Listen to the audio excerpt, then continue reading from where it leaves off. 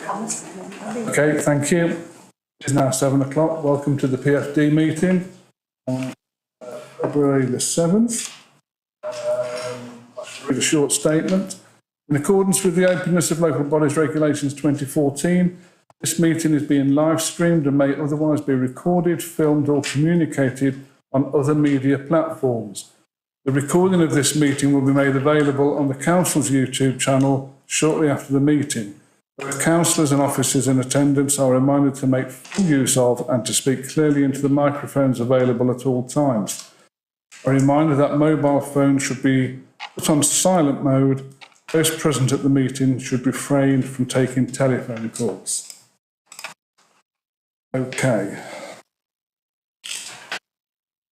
Apologies for absence. Apologies were received from Councillor Frank Broadley and Councillor Linda Broadley. Thank you. Appointment of any substitutes? None received. Declarations of interest? None. Minutes of the previous meeting, may I start? Move.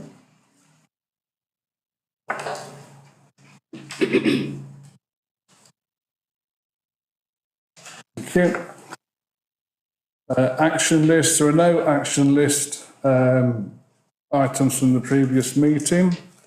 Petitions and deputations? None. Received. Okay. I'm going to slightly adjust the order of play. I'm going to take agenda item 10 first, which is the proposed disposal of land at London Road. Samuel. Page number, please. 166. 166. Thank you. Thank you, Chair. This report provides members with an update in relation to the outcome of the non-statutory 4-week public consultation around the potential disposal of part of public open space situated off London Road in Oadby, known to members as the Pocket Park. What members are being asked to do tonight is to make a decision in principle as to whether to approve any disposal or not of part of that land, which is edged blue on the Appendix 1. I need to warn members that this item has been discussed in exempt session before, so just be very mindful not to stray or to raise in public session any exempt or confidential information that was previously discussed in that report or reports. This is asking members to make that decision in principle whether or not to proceed. I'm happy to take any questions. Thank you, Sam. Councillor Ridley. Thank you. I'd like to move that we reject the idea of selling part of this park based on the public response. Thank you. Are there any speakers? Councillor Hack. Thank you, Chair. Very quickly, an offer was put forward to the council for the sale of this land, and as a statutory obligation, we have to consider the offer. We consulted with our residents. They have given us clear indication, and we wish to carry out their wishes now and reject this offer. Thank you. Any other speakers? No, thank you. Okay, the recommendation is going to be Councillor Joshi. Sorry, yeah, I'm in agreement with that, so that we reject it, and I'd second it as well. That has already been. Oh, has it? Okay. Yes. The recommendation is going to read as follows then. That the Liberal Democrat Council refuse to sell the land in question at the site in Oadby. And that is a proposal by Councillor Ridley, seconded by Councillor Hack. All those in favour? That is unanimous. Thank you. Right. Go back to the agenda. Go back to the agenda, please. Agenda item 7, budget monitoring. Tracy. Thank you, Chair. Bev is going to take this item, first of all. I beg your pardon. Bev is joining us online. Are you there, Bev?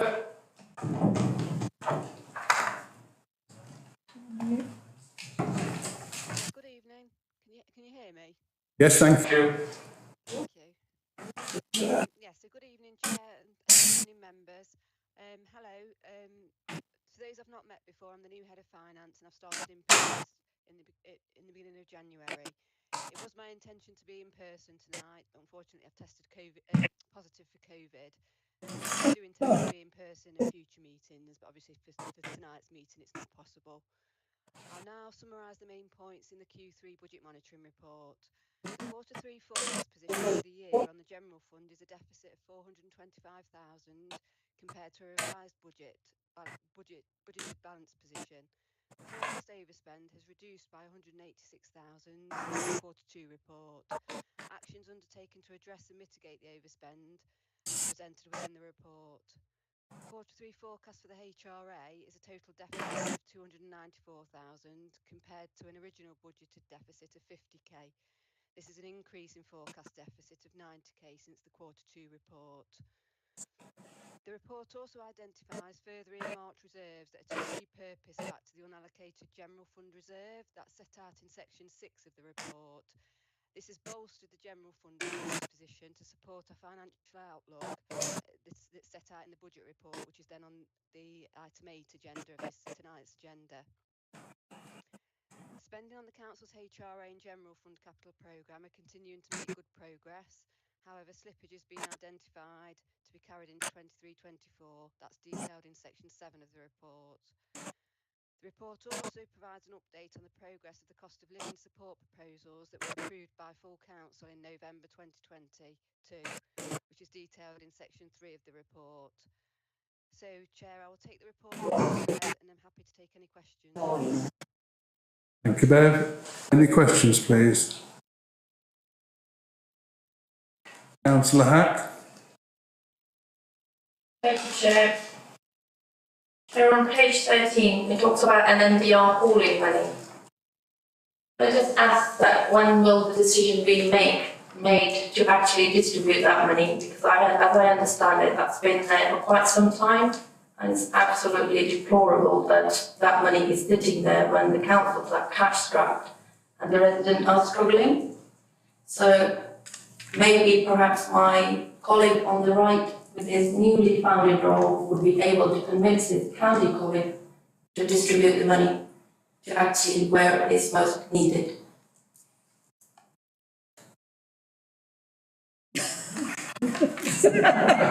Who'd like that one?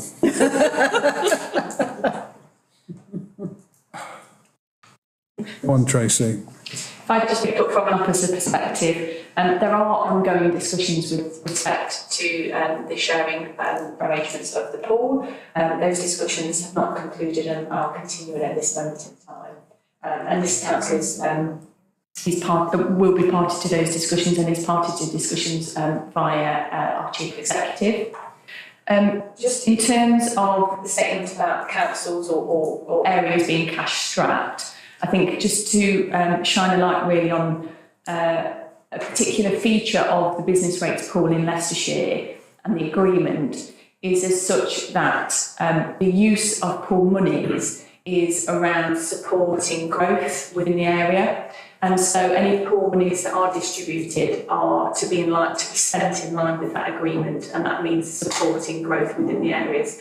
So it's not necessarily something that we would take the seat up and sort of utilise within the budget directly to fill a budget gap. So just wanted to raise that slightly. Do you wish to come back? Yes, thank you, Chair. I completely understand that it can't be, but any growth brings income to the borough, which obviously helps with budget constraints. So that's my point. Okay, thank you. Councillor Bolter. Thank you. Yes, page 21. Table 4, notice we've got £22,450 in there for DFGs. That's the money that comes from the government to county council, from county council to Lighthall. How come we've got £22,000 in the account?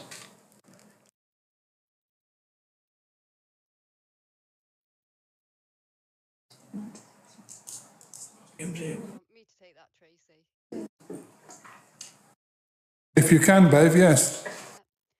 I think, it's money that's unspent from previous allocations of disabled facilities grant.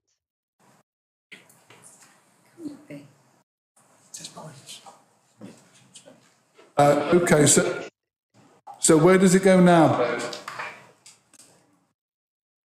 I think, Chair and Councillor Long, so this is a legacy item. I think you identified it quite rightly in the audit committee on a list of earmarked reserves that were listed on the accounts. It does need dealing with, it needs looking at and moving to where it needs to be. At the moment, it's sat in an earmarked reserve, which is clearly not correct. It is a legacy issue, so I'm not sure on the reasoning and why it's been set aside. It has been set aside for a period of time, and we obviously need to resolve that. So please be assured that we will focus on that. But obviously, clearly, at a value of £22,000, it's not the highest item on the agenda whilst dealing with the budget, but we will deal with it in due course. Thank you. Councillor Boyce. Thank you, Chair. Can you confirm, please, that on page 21, it talks about the reserves to be ring-fenced, and Green in the Borough, it says purpose to be reallocated. Yes. Mm-hmm. Meaning? So the purpose of this exercise is to bolster our general reserves. So the reason that we're looking at this is obviously taking the next agenda item on the budget. We do have some forecast budget gaps running into the future, and the need to meet those budget gaps currently with reserves, because although we've got a savings plan, those savings are not yet committed. Thank you. So we did a repurposing exercise before Christmas on earmarked reserves, and the reason that we're doing it again is because our earmarked reserves cannot be looked at and assumed that we can just use those for balancing the budget. So what I'm trying to do is be much clearer on bolstering our reserves, and then earmarked reserves are those that are set aside and we cannot use. So the Green in the Borough is a yes, let's redivert that to general reserves. And can you confirm that these reserves will only be repurposed following full council on the 23rd? So, as per the Constitution, that isn't a requirement. So, however, we can facilitate that if that is a request. Can I suggest that it is in this instance?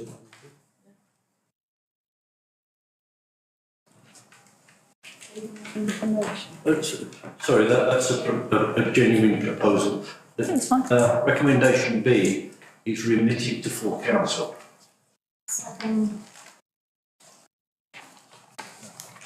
Okay, before we go to any vote, are there any more questions on this? Councillor Hack again. Thank you, Chair. On page 26, the capital programme, resurfacing of Lloyd's Lane. Could I just ask when this work is going to be carried out? As the question was asked in open forum, and the money has been in the budget for quite some time now. And the path is very well used by dog walkers, shoppers and school kids. So it's vitally important that if we are going to encourage walking in the borough, that we make sure that the path is well maintained. I'm afraid, Councillor Hatt, that is one that I will have to get back to you on outside committee. I apologise, we haven't got an update for that one, and we don't have the officers in attendance this evening to be able to follow that up before, but I will be able to get that to you outside of the meeting. Councillor Allen. Thank you, Chair. Just a very quick question. If we're repurposing reserves from one sort of programme to another, does that mean that that programme no longer now has any money to carry on existing? Yes, that is correct. So, just going to table 5 on page 22. HRA reserves, major repair reserves balance, resources set aside to meet capital investments in council housing per statutory requirement. Is that no longer going to happen now?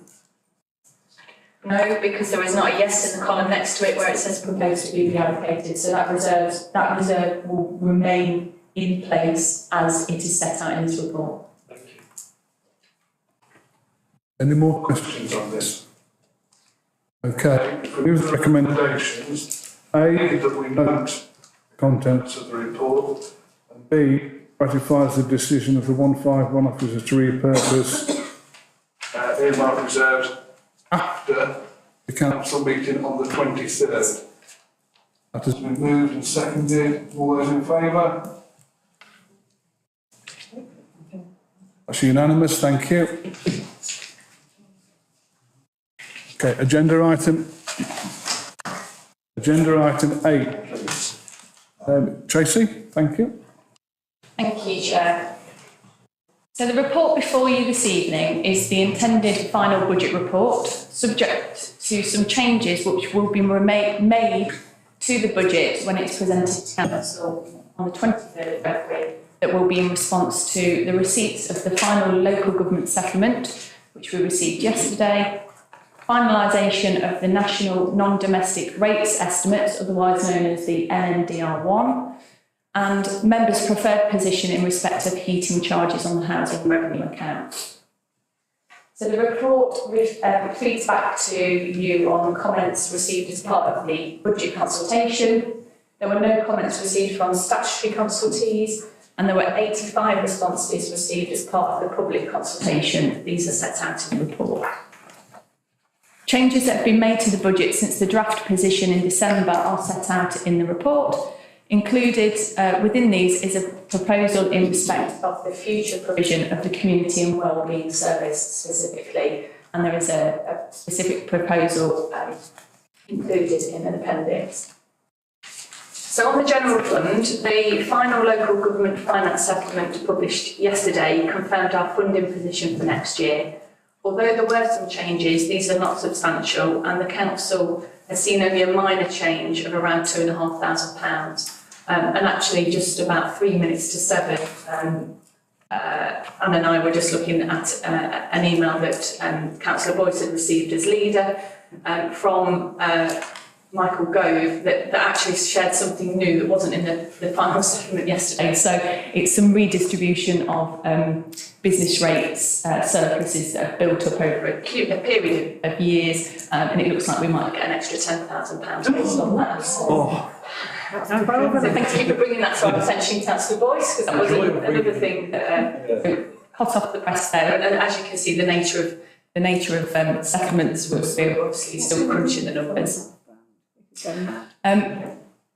The council tax referendum limit was confirmed for shire districts, and that's the same limit that was in place for the provisional settlement. So that's the highest of 2.99% or £5.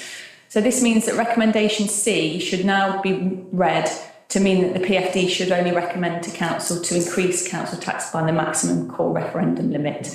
And for us, that's 2.99%. Included in the appendices is the response we made to the government's consultation on funding, along with the funding outlook document that we have produced to set out our unique adverse funding outlook and compared to other councils, and particularly how spending power has fallen behind for this borough. The document has been shared with the MP and other key sector networks and colleagues to garner support for a review of funding for this council. Overall, there is a budget gap on the general fund for next year of £422,000, and that will need to be met by reserves. There are ongoing budget gaps presented over the reviewed medium-term financial plan. In section 13 of the report, I set out my section 25 statement. This is a requirement under the Local Government Act 2003 from me as a section 151 officer to report to you on the robustness of estimates and the adequacy of reserves. I assess the estimates in this budget to be robust, however, based on the level of risk faced by the council and the planned use of reserves in this current year and for next year, I deem the reserves as now outside of the safe tolerance level. In addition, my report highlights recommendations from the auditors in their last annual auditors report, which will be delivered to council this April. The auditors report states that the council should close the budget gap by not relying on reserves and to progress with the delivery of the sustainability plan. Given that there are projected budget gaps each year of the medium-term financial plan, my statement concludes that this is the single biggest risk that the council faces, and as such, the senior leadership team and members must now focus urgently on delivering the sustainability plan and also closing budget gaps.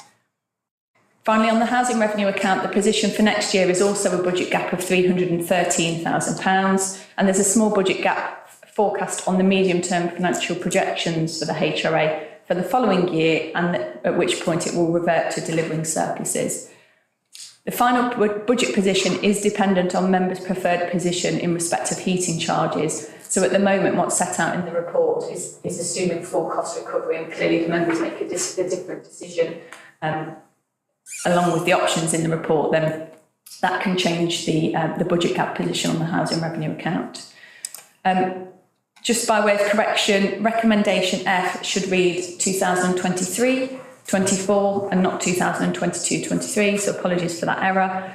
And can I also just take the time to point out that paragraph 8.6 of the report should also state that the energy support is due to end at its current level in March 2023. We will get some government support into the new financial year, but it is much, much lower than we've received in year in respect of our gas charges. And if you look at the chart 4 and 5 beneath that paragraph, you will see that we've assumed some energy support from government, so you can just see the differentials there.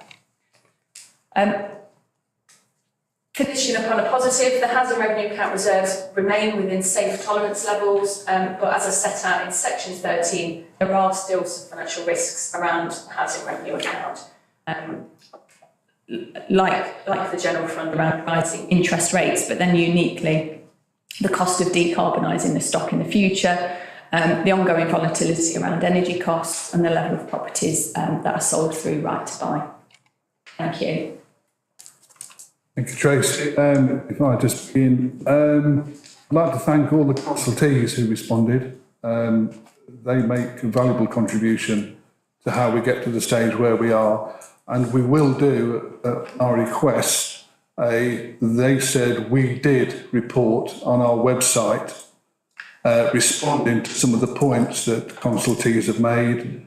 I mean, just off the top of my head, a couple of quotes, people who moved from the city to Wigston, Oban Wigston, saying, why is the council tax higher? It's not. Band D here is 2024, Band D in the city is 2075. I think the misconception there is that people from a lower band have moved to a higher band in Wigston. That's why their council tax is higher, but it's things like that. And also the other particular one I can think of was the housing projects.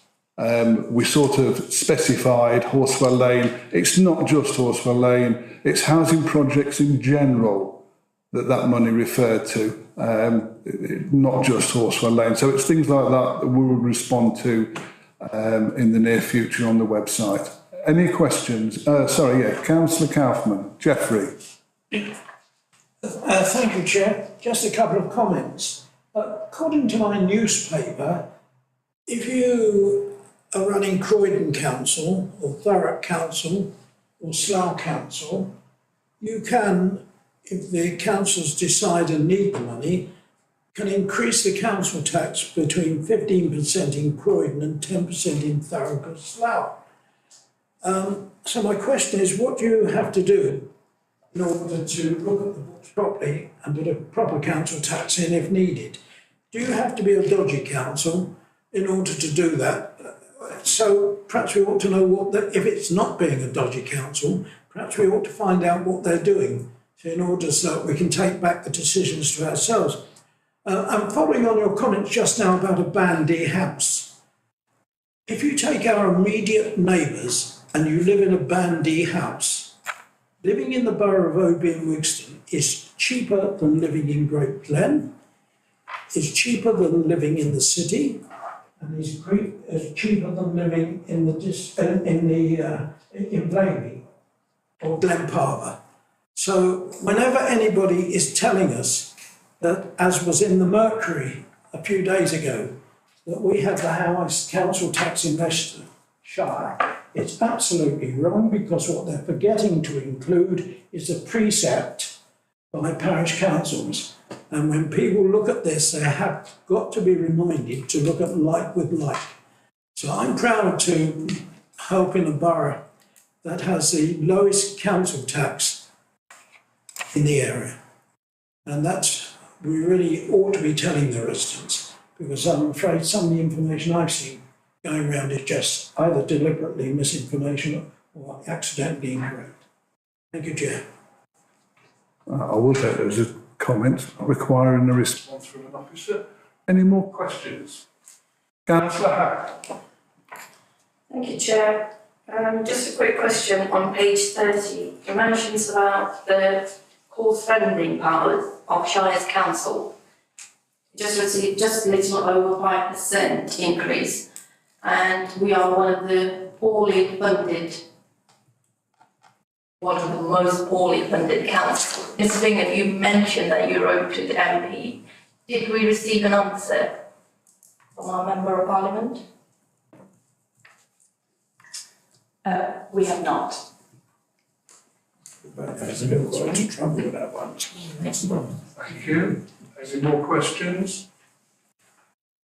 Councillor Allen. Thank you, Chair. I just want to ask, 85 responses received, is that statistically significant to drive policy forward?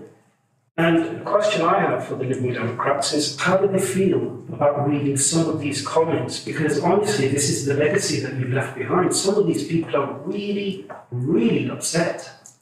They're really upset. And we just can't compare Oakley and Whiston Council with Parish Council. It's just, you can't compare them. They're completely two separate bodies. But I just want to know how the Liberal Democrats feel about this. And when the chair says that you said will do, you've had so much time to do, and this is what we've come down to, these 85 responses. So I'd like to pass the comment back to Mrs. Hack. Thank you. No, we don't do things that way here. If you've got a question, please ask it of the officers. You know the rules, Mr. Allen. If you're going to do electioneering now, I will stop it. No, Mr. Allen, I said no. Thank you. Councillor Boyce. Thank you, Chair. Yes, where do we begin? 10 years ago, this council had a turnover of £10 million. Now it has a turnover of £6.5. Not because our residents wanted that, not because our residents wanted less spent, because of the Conservative government which basically slashed and burnt. Which is interesting. My two colleagues to the right have something in common with this trust. They also were, frankly, this party was glad to see the back of them. Because, as the question from Councillor Allen indicates, he has no concept whatsoever of how local government works. Let me give you a short lesson. There are county councils in Leicestershire which does big structural things, health, education and social services, social care. There are districts in Leicestershire which do planning and housing and all manner of other events. Patronising. Everywhere else in the county, other than over in Wixton, have parishes. Parishes carry out things like street cleaning and in also parks and open spaces, which of course we don't have any parishes, so that function is carried out by this council.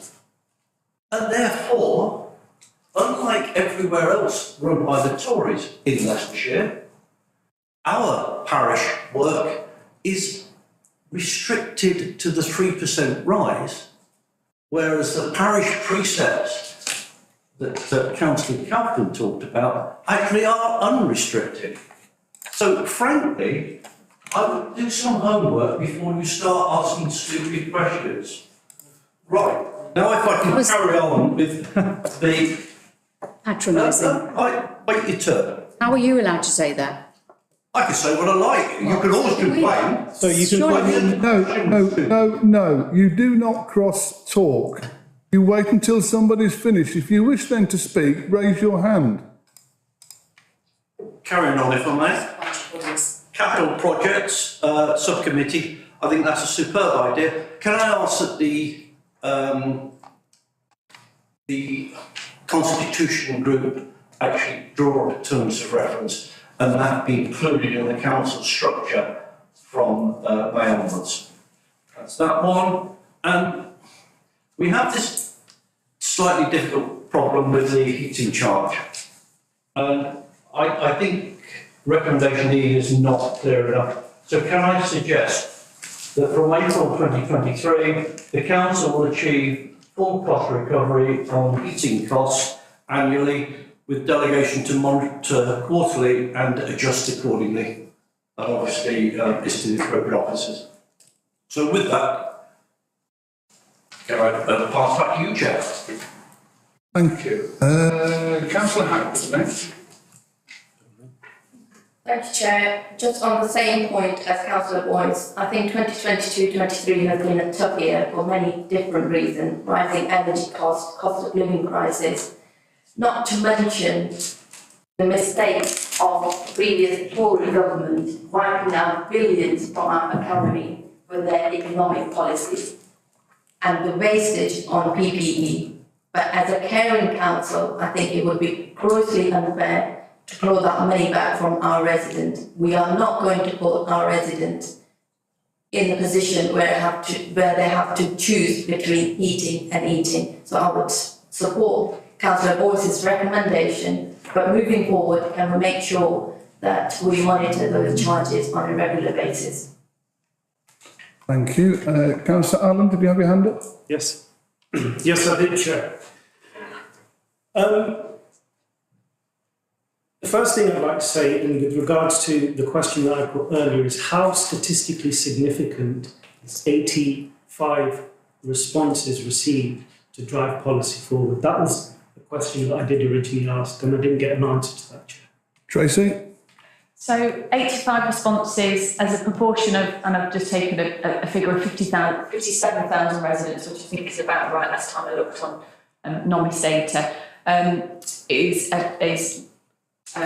statistically 0.14% of the local demographics. Usually for kind of wide-scale consultations, we'd be looking for a much higher percentage. However, budget consultations are notoriously difficult usually to get members of the public responding. Just a reflection on my own personal experience is that actually 85 responses is really quite good. I've ran budget consultations for 5 years, even longer within a housing service, and I've not had as many responses on a public budget consultation than we've had here this year. Okay, thank you very much, Tracy.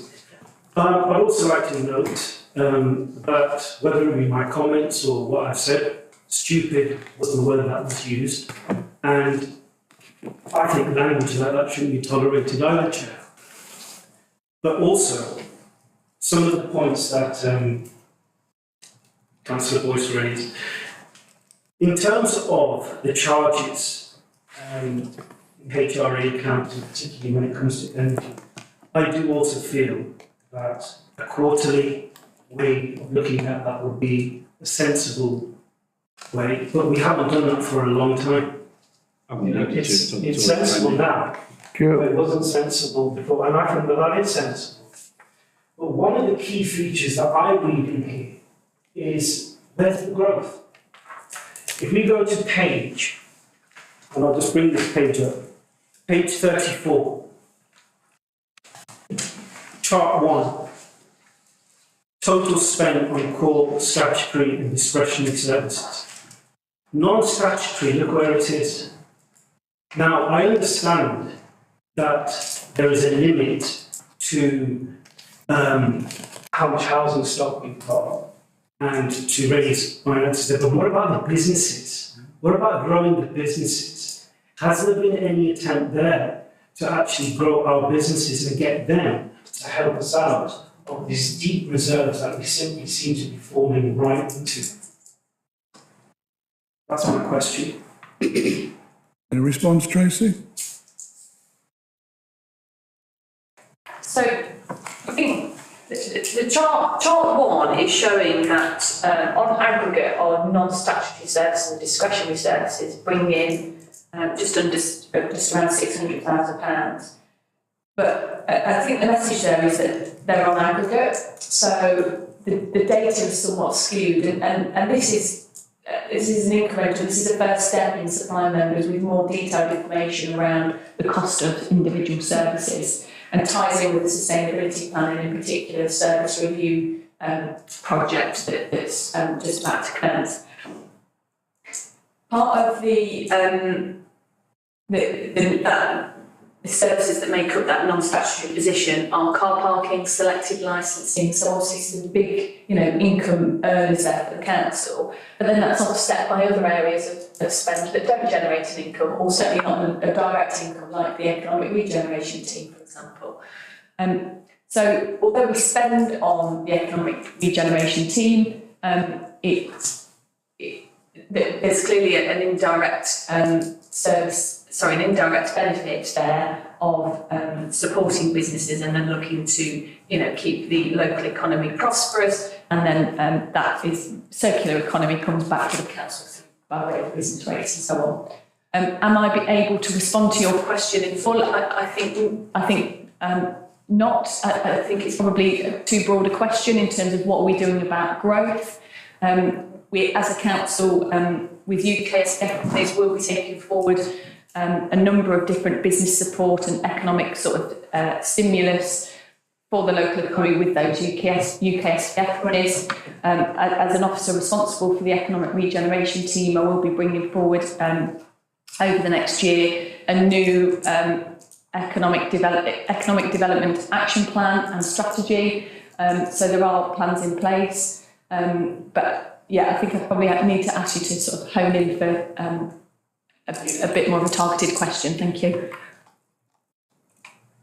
Okay, so in a nutshell, what I'm trying to get to here is when it comes to non-statutory investment, such as car parks and the various revenue streams that are coming in through there, is that enough that's going to get us through out of these reserves? Do you think we're going to be able to come out of these reserves looking at how much investment's in the non-statutory there? Okay, so if I think to that question, I'd just defer you to the section of the report where the medium-term financial plan forecasts are set out, which show that based on the continuation of services as is, and even then with sustainability plan savings, this council still has recurring budget gaps that we need to look at. So, in short, no. Thank you. I mean, growth is so important to this borough, but our size works against us. I wish we could build a Magna Park or something like that. That would bring in huge amounts of business rates, employment, and everything. We are a very small, dense borough and are extremely limited. So we have to be imaginative, and I hope that the plans Tracy's just talked about come to fruition sooner rather than later. Councillor Bolter. Thanks, Chair. Just continue the history lesson, just if I may, just for a few seconds. When we took over control of this council in 1991, they couldn't even pay the wage bill, the Conservatives at the time. People had to wait till another month before they got paid. There's no money in the coffers. Since that time, we've built up reserves and special reserves as well to do that. The money is always a problem, the small borough. We always work on that. We've always managed to pull things round, actually do it, and we'll do it again.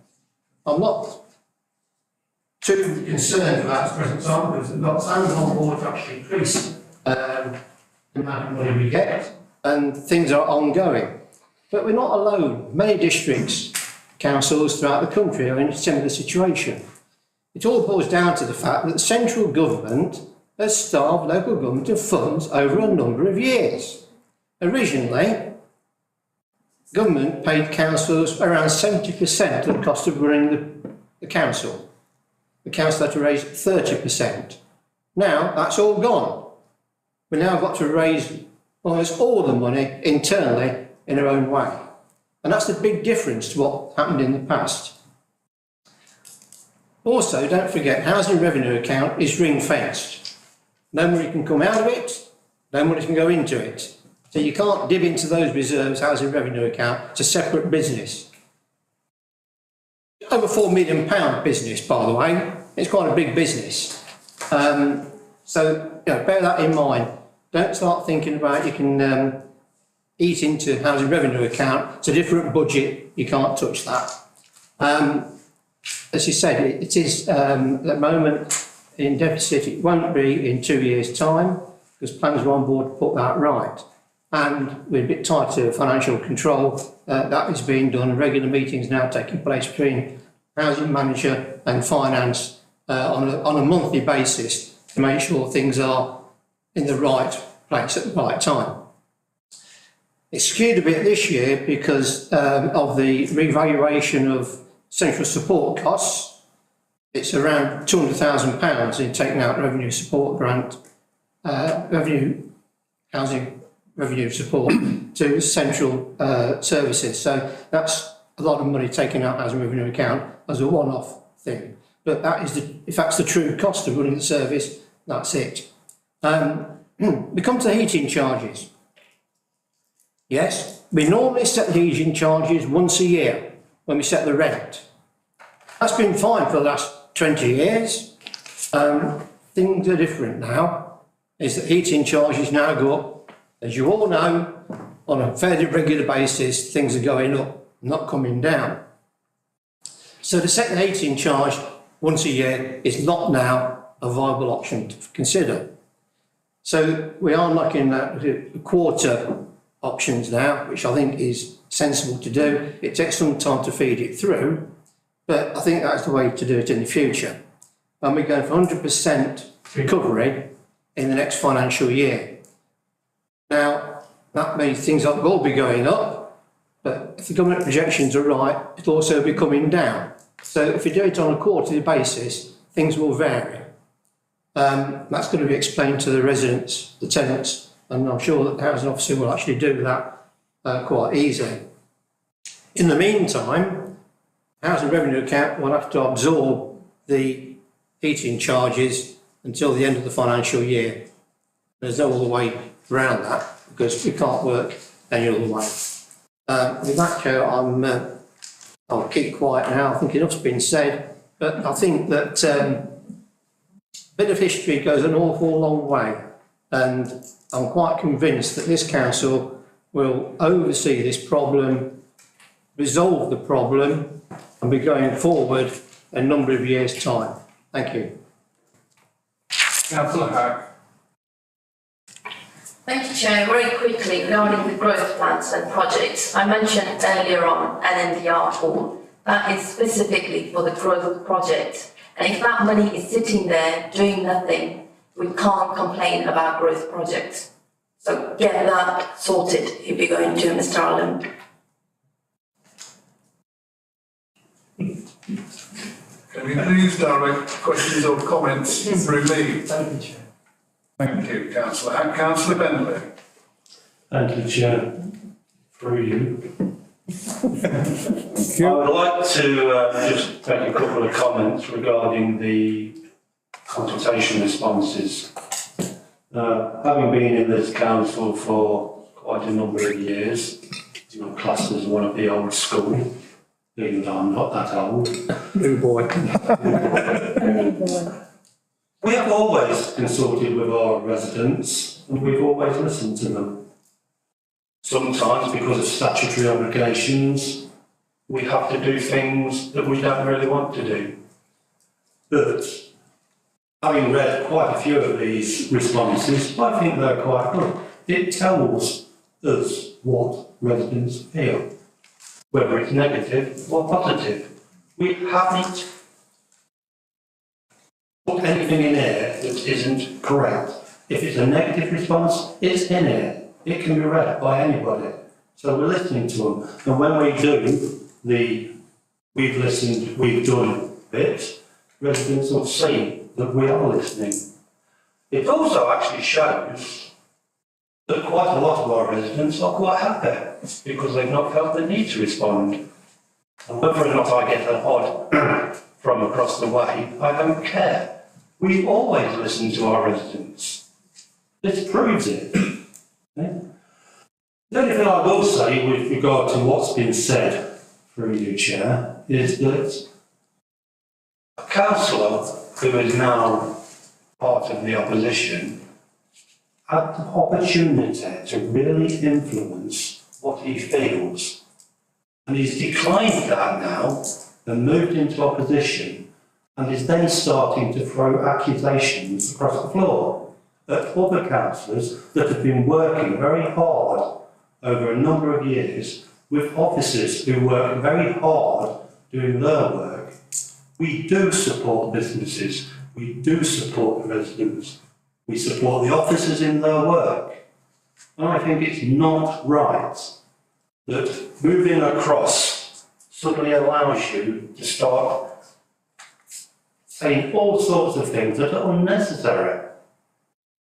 The councillor had the opportunity to really influence what this council does, has now decided not to be able to do that. And I think he's not done himself a very good service himself, honestly. But I'll leave it at that. This is a budget meeting. It should not be political. Save the politics for the election, not for this meeting. Officers shouldn't be faced with that. Thank you.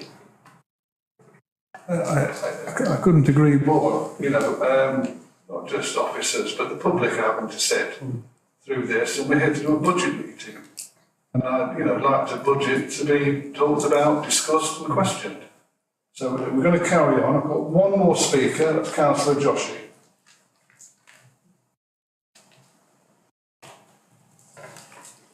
Thank you, Chair. Thank you very much. What I want to suggest is I've heard over the number of years that I've been a councillor a lot of heckling from your side, so I think it's not right that you say that we doing this, blah, blah, blah. Can you direct your comments in the chat? I'm going to, sorry. Okay, I'll look at you, shall I? What I want to know is the reserves have been ploughed into over the last so many years. You talk about the 10 million that you were turning over, but actually there were a lot of actual-based costs involved which didn't involve the government. So please take care of your ownership of what you've actually done as a mismanaged area. Secondly, I just want to know, going forward, Tracy, we have reserves so that we have, if we're in a situation as we are at the moment, cash trap, trying to make some money and trying to sell everything that we have in our assets to get this money, is that going to stop going forward? Secondly, not in agreement with raising the council tax, as yourselves, the Lib Dem Council, had said that many years ago the council tax had never been raised, and that was true, but up until the last 2 years it keeps getting raised to make up for shortfallings. And also rent. We're in a cost of living crisis, but raising the rental surely is going to increase people's toss up between eating or not eating.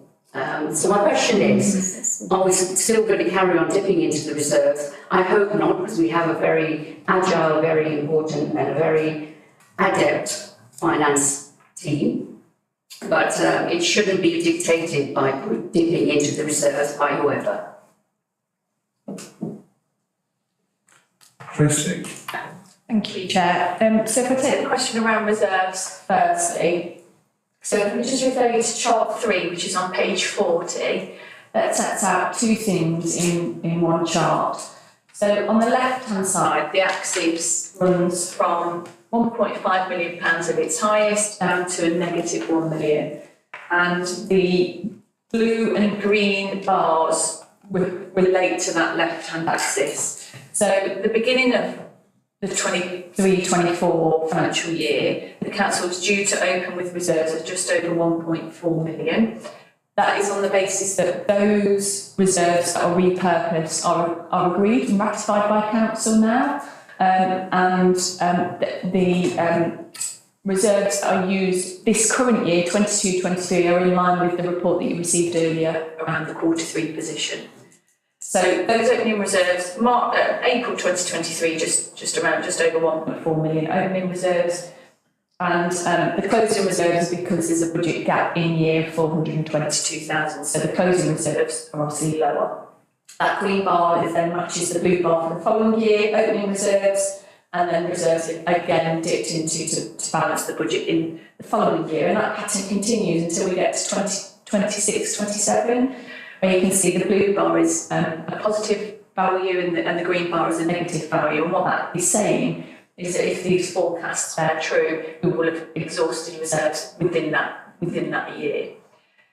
On the right-hand axis, you've got a figure from minus 100,000 to minus 700,000. What that is showing on the red line is that we're always in deficit across those 5-year forecasts. Starting with 23-24, we're at 422k. We're actually looking at a more modest deficit for 24-25 of just under 100k, and that's because we've assumed some continuation of some funding. And actually, with inflation due to come back down, it's sort of things levelling out somewhat. But then the deficit's increased to over 500,000, and then sort of just under 500,000 towards the final 3 years. So, I mean, these are forecasts at the moment. The chart above shows that the nature of medium-term financial planning is, you can't reliably predict that far into the future. There could be a range of outcomes, but clearly, if the projections are less favourable than what's set out here, then we'll deplete reserves, sooner in that time frame. Around council tax, I'm not going to comment on council tax. I don't think that's an appropriate one for an officer to respond to. I think on rent, just considering the affordability of tenants, I think perhaps some useful information that might be helpful to the discussion is our housing manager, Chris Eyre, this morning was able to tell me that he estimates around 63% of our tenants will receive some form of assistance with their housing costs. So there is that consideration that around affordability and the fact that benefits, will be going up somewhat with inflation next financial year. So hopefully that's helpful information. I mean, I personally, and I do speak personally, I would sooner we take the approach that we're taking in using our reserves to keep our services going. I would not want to go down the route of the Conservative County Council, who keep reserves and slash services to the bone to the most vulnerable. That is not the right way of local government for me. Councillor Boyce. Thank you, Chair. If I can pick up on a number of things. Growth. You're absolutely correct, of course, Chair, that this borough does not have the space to grow as many of others have grown. There are two types of growth, basically. One is you build houses, and we have built a fair number. We don't have any land to build that many more, but nonetheless we will continue to build. The other area of growth is, of course, they say business. In reality, the best way to build for income is a big shed. If you happen to have the space, you build a big shed, you have to do virtually nothing for it, and you keep 50% of the NNDR. Great. And there are some districts in Leicestershire who've done that rather successfully and have not charged their residents a penny more in the last 10 years for that. Great. Nice for them. Not possible here. What is possible here is back to housing, and housing in the right place. This council put in a levelling up bid to build houses in the town centre. And what did our MP do? Objected. And not only did he object, he backed a bid in a neighbouring council to build a cinema. Now, let's be clear. If you put houses in a town centre, you will generate trade, you will cut down on traffic, and it is sustainable. and our MP did not support it. So not only has he not replied to our funding issues, he's not replied to that. And frankly, he's not replied to an awful lot of other things as well. Right. There's a very infamous man who once said, if you tell a lie long enough and hard enough, people will start to believe it's the truth. And frankly, the issues of mismanagement accused by the Tories is frankly getting to that point. They have at no point provided any evidence of any form of mismanagement. They have at no point offered an alternate budget. And I would love to see an alternate budget because frankly, that will then tell the public precisely how much slash and burn they will do. We have resisted slash and burn over the last 20 years. We have worked hard not to have to. But they clearly are intent on slash and burn. So my question, Chair, is what is the alternative? And the simple fact is, I believe there is not one other than what we're doing, which is a considered, step-by-step approach, constantly reviewing our services, constantly reviewing costs, and unfortunately, constantly keeping our council tax on average lower than anybody else's. Therefore, Tory lies about mismanagement, that is exactly what they are. I move the report, Chair. Thank you. Councillor Allen, is there a question here? There is a question. I'm not going to give a lecture. Okay, the question I have with regards to the levelling up bid. Councillor Boyce, could you turn the microphone off? Sorry, I do apologise. The levelling up bid was to build, I believe, some houses on the car park. But what I wanted to ask was, part of the levelling up bid, did we put any bidding for Oadby and South Wixton, or was it just Wixton? Can I ask? Can I factually answer that? I'm getting interrupted here, and I know I shouldn't be interrupted. I mean, Chair, if you're going to be balanced, please. I'm asking a question to the officer. I'm sorry, are you saying I'm not balanced? No, I'm not saying you are, but I'm being interjected. I'm trying to deal with this meeting as fairly as possible. What is your question?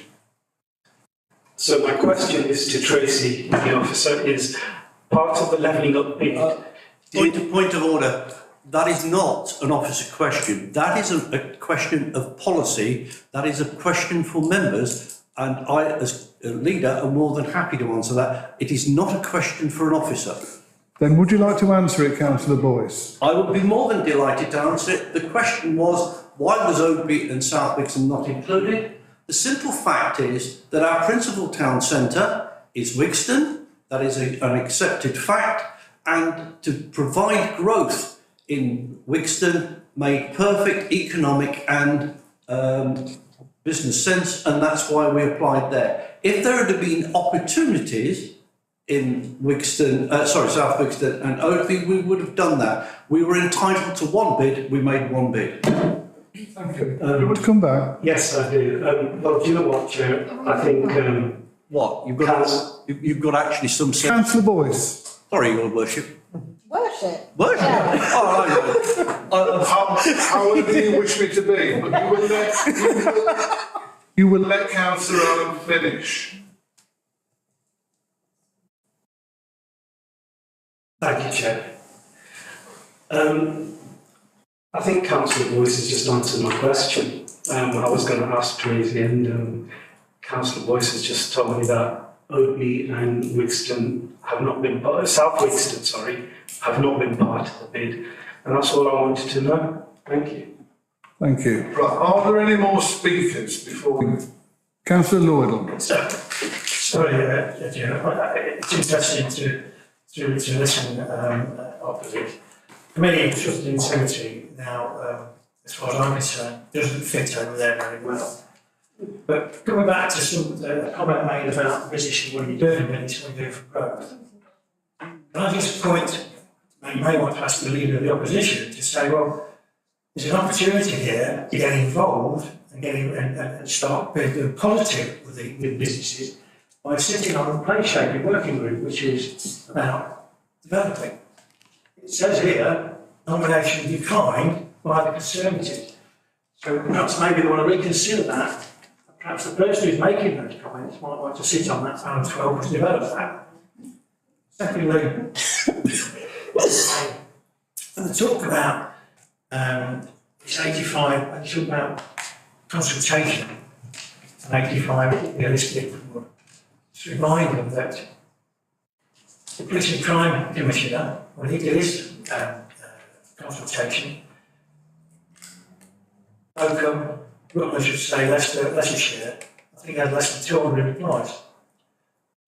But most of those replies said, we want to increase the council tax by £15. So we used that analogy, that quantity of people to justify putting £15 on the council tax. Whilst cutting 100 police officers, there's now a further 8% cutting police staff that's coming forward. The only growth that's come in that particular area is the Police and Crime Commissioners group. Their costs are now increased by over £65,000. Plus, it's cost the taxpayer over £57,000 by sacking people. They went to a tribunal.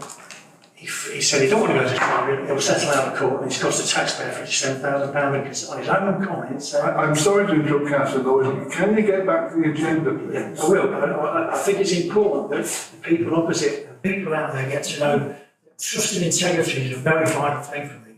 When somebody does something like that, and what they've done now, that goes out the window, isn't it? And bear in mind, the budget was the 6th of December, the same person voted in favour for it, but they made no challenges whatsoever. So again, I'll come back to the trust and integrity. I'll leave it at that point because there may be something in the future that I will make inroads into. Can I just remind all members, this is a PFD meeting and we're dealing with budget papers in particular at the moment. If you would like a free-for-all ding-dong on a political basis, full council is the venue for that.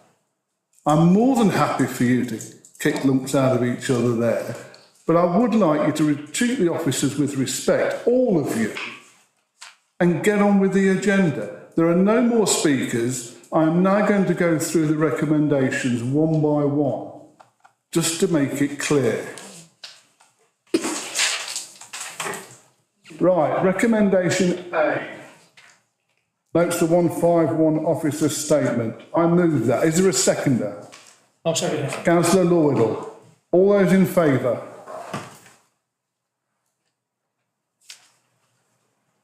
Against? Needed nudging. Thank you. Recommendation B. Consider the proposals contained in section 6 of the report in respect to the community and wellbeing service. I again shall move. Do I have a seconder? Second that. Thank you, Councillor Geoffrey Kaufman. All those in favour? Against? Party lines. Thank you. Recommendation C. Recommend to council to increase council tax by the maximum core referendum limit as laid down by the government of 2.99%, which is the one we're going to recommend to full council. I again shall move it. Seconder, Councillor Lloydell. All those in favour? Thank you. Against? Recommendation D. Having approved the recommendations as set out above, recommend to council the general fund revenue budget for 2023-24 subject to any final adjustments. Again, I shall move that. Seconder, Councillor Ridley. All those in favour? Thank you. Against? Abstentions? Recommendation E. Right, I need to get the wording of this right, please. Councillor Boyce. The wording I used was from April 2023 the council will achieve full cost recovery on heating costs annually, with delegation to monitor quarterly and adjust accordingly. Thank you. You're going to move it? Oh, yeah. I'll second it. All those in favour? Unanimous, thank you. Recommendation F. There's a slight adjustment here. The HRA budget for 2023/24 should be the wording. Again, I shall move it. Seconder? No. Councillor Bolter. All those in favour? Against? Abstentions? Thank you. Recommendation G recommends that full council approve the scale of fees and charges in Appendix 9. I shall move it. Seconder? Councillor Boyce. All those in favour? Against? Thank you. Recommendation H recommends that full council approves the new capital schemes of the General Fund and HRA in Appendix 10. And I shall move. Seconder? Councillor Hack. All those in favour? Against? Abstentions? The last two recommendations, there may be another one in a minute. The last two there are to both note. I don't really think a vote is needed on that. It's just for noting. I just want to go back, just so I'm clear. I think Councillor Boyce mentioned it. Bear with me. Get there in a minute. The 12 on page 47, the Capital Projects Subcommittee. Did you make a recommendation for that, Councillor Boyce? Yes, indeed, Chair. I think the intention is correct. However, it clearly needs terms of reference. So my view is that it should be, the intention should be established, and therefore we need terms of reference, and from May onwards, that committee should exist. I shall take that as a recommendation, which I shall second. All those in favour? Unanimous? Thank you. I don't think there's anything else on agenda item 8. Agenda item 9. Bev? Thank you, Chair. So this report covers the capital structure, includes prudential indicators. It also includes the Treasury Management Policy, Strategy and Plan. It includes the Treasury Management Indicators. It includes the Minimum Revenue Provision Statement, the Investment Strategy, and the Flexible Use of Capital Receipts Strategy, all of which have to be reviewed and approved annually to comply with the Local Government Act 2003, the SIT for Prudential Code, and Code of Practice for Treasury Management, the DLUX Statutory Guidance on Local Government Investments, and Minimum Revenue Provision. So as such, this suite of reports is presented annually to this committee. Treasury management is about the management of the council's cash flow, borrowing and investment, and the associated risks. The council is more of a borrower than an investor. The strategy identifies this will be the case for the year ahead. We will continue to manage the borrowing need through short-term borrowing, which currently is better as it's cheaper than long-term borrowing, and we will keep that position under review. In 2021, SIPFA revised the Treasury Management Code and Prudential Code, and the new codes came effective from 23/24. So as a result of those changes, we've included a new debt liability benchmark as a Treasury indicator. We've made reference to environmental, social and governance policy when we're assessing counterparties for investments, and we've included a requirement to report on Treasury management on a quarterly basis, which will address through including the Treasury Management section in the quarterly budget monitoring reports. So again, Chair, I'll take the report as read and I'm happy to answer any questions. Move. Thank you, Bev. Are there any questions, please? No. Moved by Councillor Boyce. Second. By Councillor Bolter. All those in favour? Against? Abstentions? Thank you. Okay, we've done agenda item 10. Agenda item 11 is just... Sorry. Oh, yes. Agenda item 11, yes. In consultation with Adrian, this has been deferred until the 23rd. until more facts and figures have been produced. Item 12 is for information only, and that finishes the meeting. Sorry, Chair, if I may, on item 12, can I suggest that actually what would be good practice if we could at least have some indication of what will come on to the other meetings as the year progresses. So rather than just 3 months in advance, if it could be 6 or 9 months in advance, I think that would be helpful. Thank you. Thank you. Officers will do their best. Yes, the only reason we haven't is just because the dates have not been set yet for the moment. But yes, absolutely, we will do so. Okay, thank you. Thank you for your attendance.